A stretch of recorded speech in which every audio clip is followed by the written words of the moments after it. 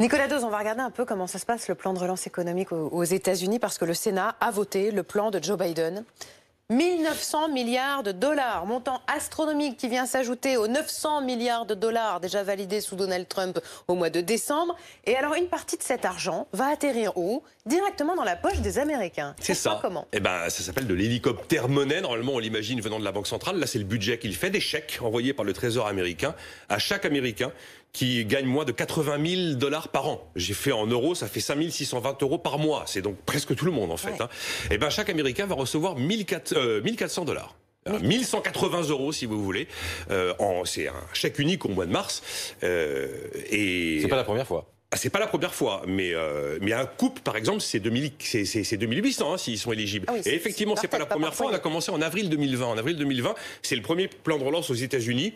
Un peu la folie des chiffres, 2000 milliards de dollars. Et à l'époque, Donald Trump dit que chaque Américain en dessous de 100 000 dollars de revenus par an touchera 1200 dollars plus 500 dollars par enfant de moins de 17 ans. On a remis le couvert au mois de décembre, où là c'était 600 dollars par Américain. Ce qui fait qu'en fait l'Amérique a tellement injecté d'argent sur les comptes en banque des Américains qu'aujourd'hui en moyenne, eh bien, les Américains sont plus riches aujourd'hui qu'avant le Covid, voilà. Et Joe Biden est hyper optimiste, il dit que son plan, ça va faire 6 millions d'emplois, ça va faire 1000 milliards de dollars de plus de PIB.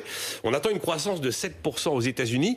Le point quand même très pervers, c'est que toute cette consommation en plus, ça va très largement acheter du produit made in China, donc ça enrichit le chinois, et finalement ça appauvrit un peu l'Amérique, parce que ça creuse le déficit commercial. Bon, ce serait tentant de dire pourquoi on ne fait pas la même chose en France? Ah bah oui, bien sûr. Alors on n'a pas exactement les mêmes moyens que les Américains, si vous voulez. Et là, si on cumule tout ce que je vous ai dit, ils ont fait 4800 milliards de dollars de relance. Si en France, par rapport à notre taille, on avait voulu faire ça, c'était pas un plan à 100, c'était un plan à 500 milliards qu'il fallait faire. Deuxièmement, on n'a pas le dollar. Le dollar, c'est la devise de référence. Le dollar, ça permet toutes les outrances budgétaires. Et puis, troisièmement, les Américains, ils n'ont pas vraiment d'État-providence. Ils n'ont pas vraiment de minima sociaux. Donc là, ils comblent un manque de manière exceptionnelle avec ce chèque du mois de mars. Mais la France, elle fait de la redistribution. Elle a la redistribution la plus généreuse du monde. Alors, c'est vrai que c'est beaucoup moins spectaculaire que le chèque de 1400 dollars. Mais on a énormément de dépenses sociales qui viennent irriguer la vie courante des ménages les plus modestes en France, tous les mois cette fois-ci. Par exemple, le RSA, tout bêtement, 564 euros, c'est pour une personne seule, 1183 euros, c'est pour un couple avec 2 enfants tous les mois.